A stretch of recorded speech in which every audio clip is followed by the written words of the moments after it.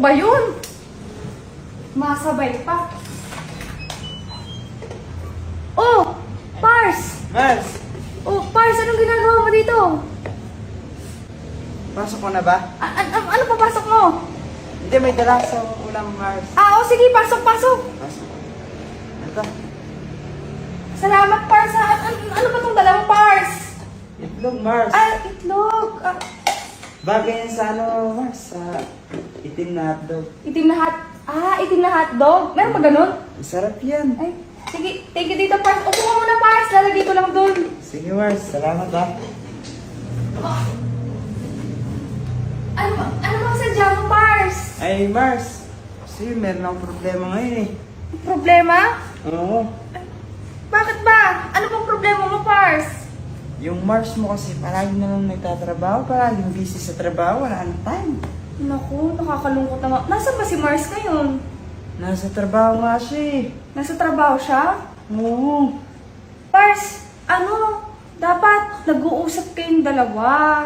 Malaki nga yung sahod niya, wala naman siyang oras. Anong malaki? Yung sahod ng Mars mo, Mars. Ngayon, anong problema? Gusto ko sanang maparito muna sa inyo, Mars eh. Ganun ba? Sa bagay na, ang lungkot talaga niyang nararamdaman mo na yan. Dapat talaga Mars. nilalabas mo yan. Malaki nga yung problema ko ngayon.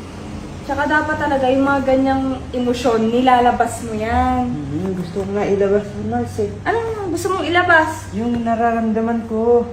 Yung nararamdaman mo. Kasi syempre malungkot talaga yung mga ganyang mga ganyang pangyayari. Lalo ganyan na nawawalan siya ng oras sa'yo. Tapos nawawalan ka din ng sa kanya. Syempre nagtatampo ka sa kanya. Ano bang matutulong ko?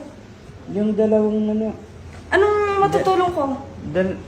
yung dalawang ulam kainin mo yun para hindi ka tumaba, no? Pagpa-diet din kasi yun. Oo, alam ko naman na yun. Alam ko naman na pampa-diet yun. Sige, Pars, kung gusto mo, dito ka muna. Gusto mo ba? Dito ka muna? Mars, dito muna ako. Tititigan ko yung dalawang, mo. Ano? Yung dalawang pala ako ng mga aso niyo, no? Yung mga Yung iba, gumagala, pero lang, may aso ko na kayo dito. May aso kami dito. Maging ka lang. Feel at home ka lang. Huwag kang mahihiya. Tara sa kwarto. Ha? Taras, sabi ko, linis natin yung mga sapatos niyo.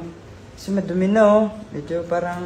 Akala, ang rinig ko, sabi mo sa kwarto. Hindi, sabi ko, linisin natin yung mga sapatos niyo. Sige, dyan ka muna ha. Sige. Kung may kailangan ka, mo lang ako ha. Sabihan mo lang ako ha. Sasabihin kita. Sarap ni Kumari ah.